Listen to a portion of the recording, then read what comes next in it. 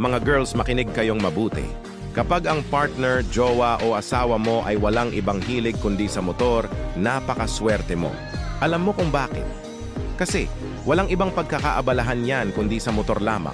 Wala ka dapat pagselosan. Instead, suportahan mo na lang.